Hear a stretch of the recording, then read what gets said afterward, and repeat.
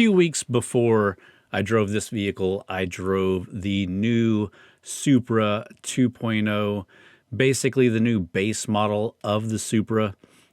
If you want to go check out that video, I'll have it linked in the description. But this was my first experience driving the new Supra, and I left that review impressed with what the car had to offer, but was also left wanting. Well, this week we've been driving the new 3.0 Supra GR. Let's talk about it.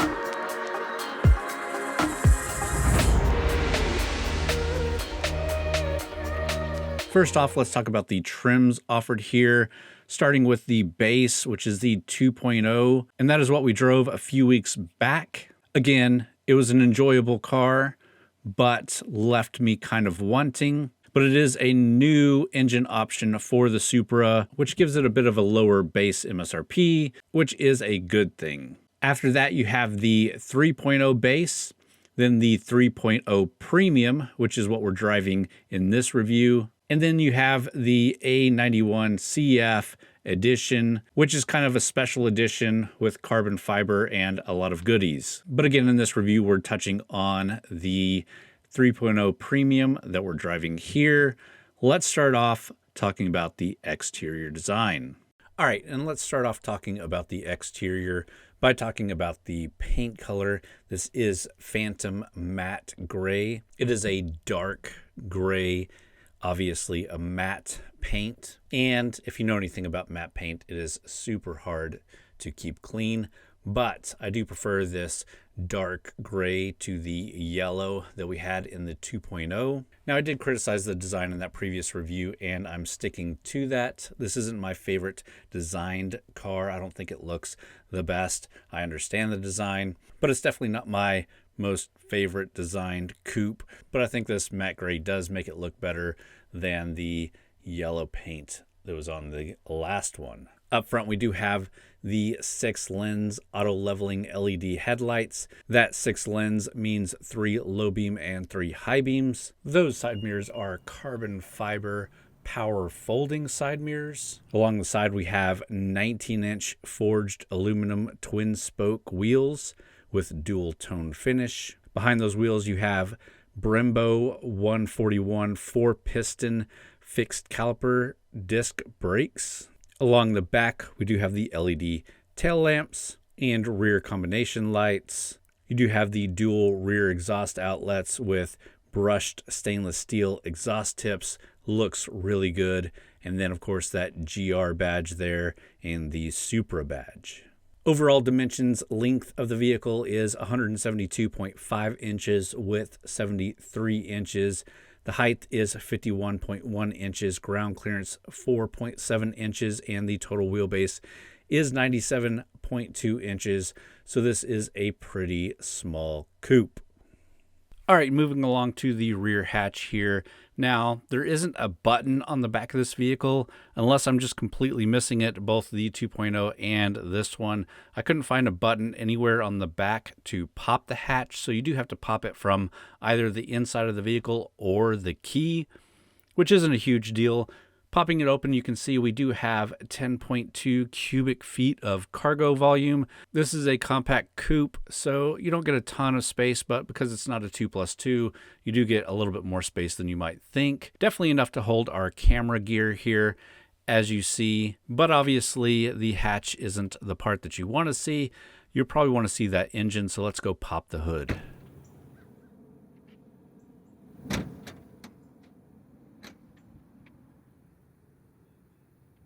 So like I said, the last one I drove was the base 2-liter, which has a 2-liter 4-cylinder twin scroll single turbo engine that pushes 255 horsepower to 95 foot-pounds of torque. It was a decent engine, but really if you're buying a Supra, I suggest at least getting the 3.0 because inevitably that 2.0 liter will let you down. This is a 3-liter inline 6. Again, a single twin scroll turbocharged engine. And that pushes 382 horsepower, 368 foot-pounds of torque, and is matched up to an 8-speed automatic transmission with paddle shifters. And this thing makes all the difference. We'll talk more about that as we take it for a drive, but first let's jump in, take a quick look around the interior of this vehicle, some of the tech that it has in it, and then we'll get it out on the road. All right guys, now we're inside the Supra, and if you came from my other Supra review, a lot of this is really close to being the same. There are a few key differences here, but we do have the black leather sport seats. They are heated seats, which I don't think the other one that I had heated seats. We do have gloss black and carbon fiber trim pieces. Steering wheel is leather wrapped with white contrast stitching. It's all pretty nice place to be. Let me pick you guys up and give you a quick tour around. So you can see the leather dash with the contrast stitching. This nice little cutout here with some chrome and black, and you got your vents here. You've got the gloss black and the carbon fiber trimming here. These speakers you see here are part of the 12 speaker JBL 91 hi-fi surround sound system that is 500 watts. And yes, it's a pretty good system overall. We do have this 8.8-inch touchscreen display. It is also controlled by the BMW touchpad controller down here. But this does come with Supra Command, featuring the touchpad control. You do get Apple CarPlay connectivity, and that is wireless Apple CarPlay. We also have a wireless charger down here for your phone.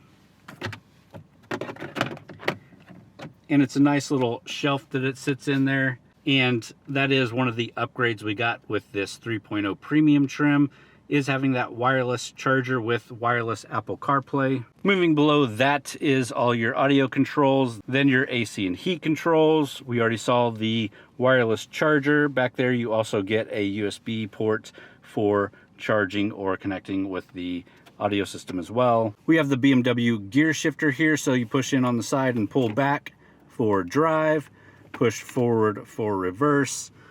You can see we do have a backup camera here, and we have 360 sensors, but not a 360 camera.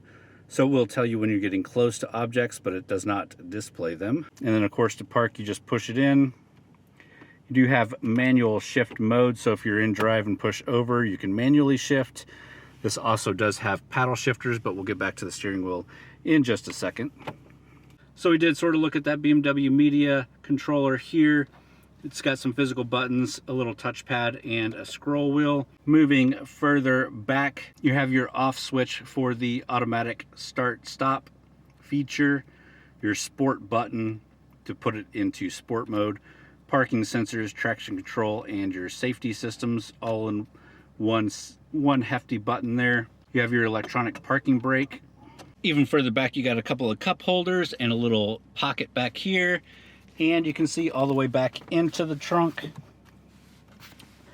which is pretty nice. Moving along to the steering wheel, it is leather wrapped with that white contrast stitching. You do have controls on your steering wheel, audio stuff, cruise control options here. Pretty basic setup, but it all functions really well.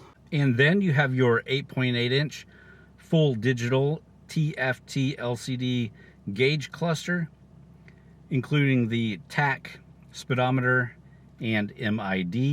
It is a pretty solid gauge cluster, not too much customization there, but nice and responsive, looks good. We also get a head-up display that will show your speed and whatnot. Again, something we didn't get in the 2.0 Supra, but is included here in the 3.0 Premium. Nice to have, but not something I'd consider mandatory for this vehicle. And I think that's a pretty good tour of the interior and some of the tech here. If I missed anything, I probably covered it in the other Supra video, or if you have any other questions, please leave them in the comments. But I'm ready to get this thing out on the road. I'm sure you guys are ready to see it out on the road and hear my thoughts on how it drives. So let's get into it.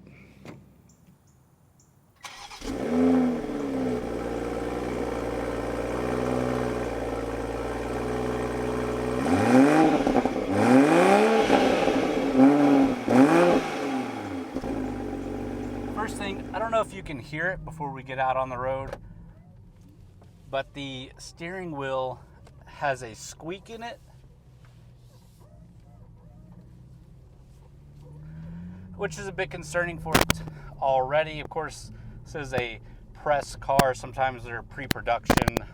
A lot of times they're very abused. So take that for what you will. I didn't notice it in the 2.0 that I drove, but in this premium, I am hearing it, and it's a bit annoying.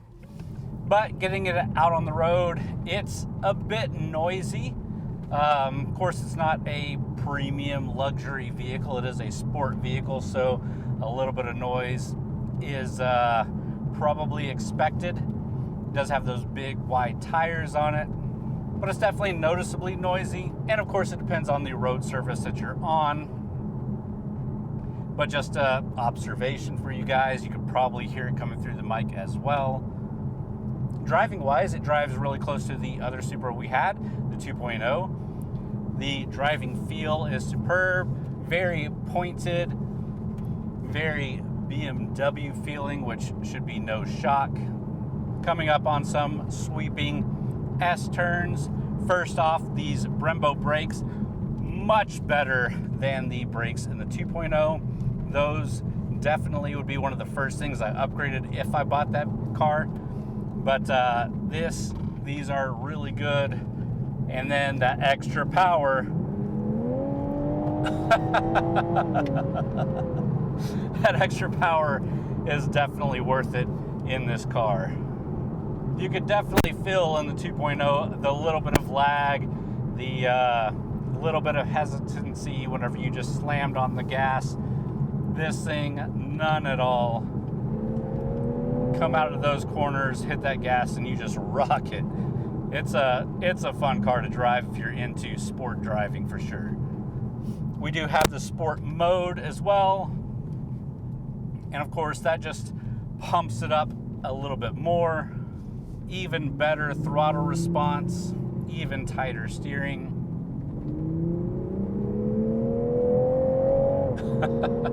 And it sounds really good. It definitely sounds good. The suspension is really good for a sport coupe. It's not too harsh. You can definitely feel the road underneath you, but you're not getting jarred around a lot. Fuel economy in this thing doesn't even take that big of a hit. 22 miles per gallon city, 30 miles per gallon highway. But you're probably not buying this thing for MPGs. You're buying it for that exhaust and throttle response.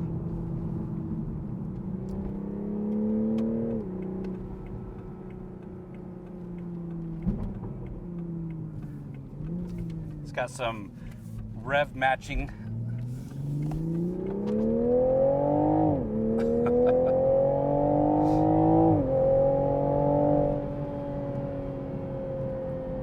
I mean, it is a stark contrast from the 2.0. That was kind of fun, but you never saw me just giggling and having as much fun as I am with this thing. And I think that says it all between the two on what you're looking for.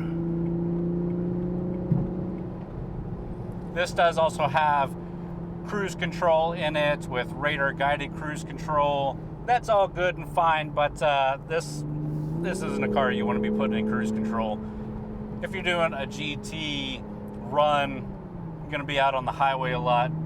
It's gonna be easier than it would if you didn't have it. But this thing is just a blast. Now, 0 to 60 in this car is rated at 3.9 seconds, where the 2.0 is rated at 5 seconds. Let's go ahead and find a back country road to pull off on, do a bit of an acceleration test and see how we feel with it. I can already tell you it's a lot quicker. Let's see with my stupid foot and horrible driving what kind of time we can get with the 0 to 60. Ready, set, go. 60. That is insanely quick. Let's do that a little bit again. Ready, set, go.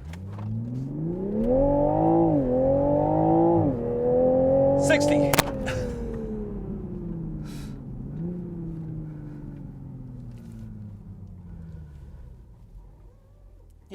that's quick. All right, guys, so obviously had a lot of fun with this thing, but the review is not over quite yet. Let's go ahead, pull back over. We'll talk about the price of this thing, competition that's out there. Then I'll give you some of my final thoughts and we'll wrap up the video there. Let's get into it. All right, guys, really quickly. So I did go over all the price and all that stuff in the previous Supra review. So I'm not going to dive into it too deep. I will tell you the 2.0 base price is $43,190. The 3.0 base price is $51,540. About $8,000 difference to get the bigger engine.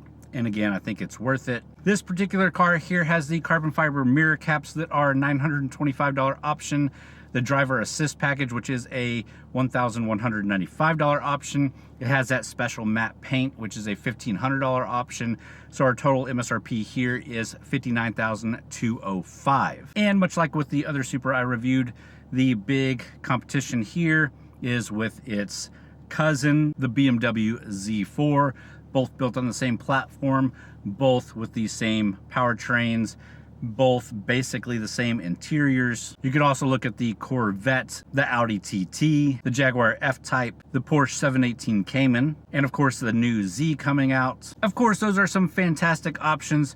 Let's jump out of this car. I'll give you some of my final thoughts on this thing and the competition out there, and then we'll wrap the video up there.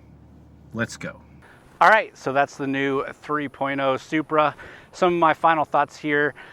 Really comparing it to the previous Supra that I drove, the 2.0, I definitely recommend the 3.0. The extra power that you get there is definitely worth the little bit of extra money. That being said, I'm still happy that Toyota is producing the 2.0 Supra. It's nice to have a more entry-level vehicle, something to look forward to with the top of the trim. But really, if you're an enthusiast, definitely go for the 3.0. I would probably come to these same conclusions still as I did with the previous Supra that I drove. I do like the design of the BMW Z4 a little bit more. Same engine, same chassis, a lot of the same interior bits, but I definitely like that design better, and it is a drop top if you're into that. So me personally, I would be checking that vehicle out. Or of course, you can never forget the Corvette in this equation.